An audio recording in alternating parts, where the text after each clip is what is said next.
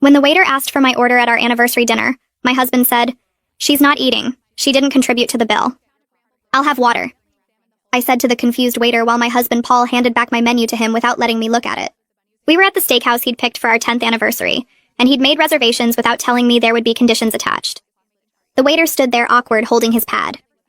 "Ma'am, would you like to see the menu?" Paul answered for me. "She's fine. I'll have the ribeye medium rare with loaded potato." He ordered a $100 meal while telling me I couldn't eat. "Sir, is the lady not dining?" The waiter looked concerned. Paul smiled like this was normal. "She didn't bring any money, so she doesn't get to order. That's how restaurants work, right? You pay, you eat." He said it loud enough for nearby tables to hear. An older couple looked over shocked. "Paul, please. It's our anniversary." He laughed and showed the waiter his phone. "Look at our bank accounts. Hers has $14. Mine has $12,000. He'd separated our finances 6 months ago without discussing it. "She wants to be independent so she can independently pay for her own meals." The waiter shifted uncomfortable. "I could bring some bread for the table." Paul shook his head. "Bread is for customers. She's just sitting here." He turned to me. "You should have thought about dinner before you quit your job." I'd been laid off, not quit, but Paul had been telling everyone I chose to be unemployed. "I was laid off, Paul. The company downsized." He waved his hand dismissive. "Successful people don't get laid off. You weren't valuable enough to keep." The couple next to us was openly staring now. The woman looked horrified.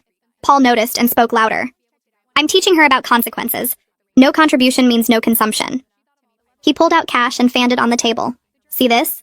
This is what work looks like." The waiter tried again. "Perhaps a small salad?" Paul grabbed the money back.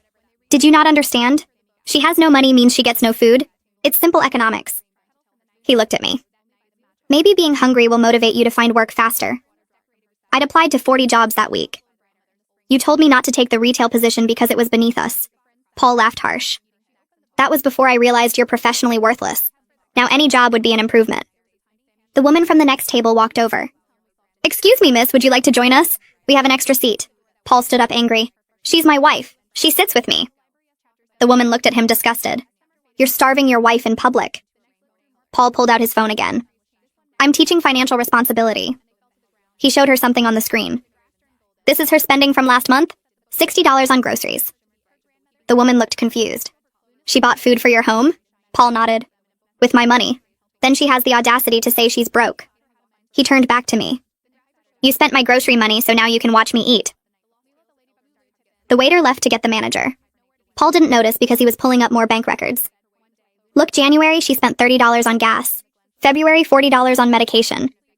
He showed everyone around us. "All my money. But now suddenly she needs dinner?"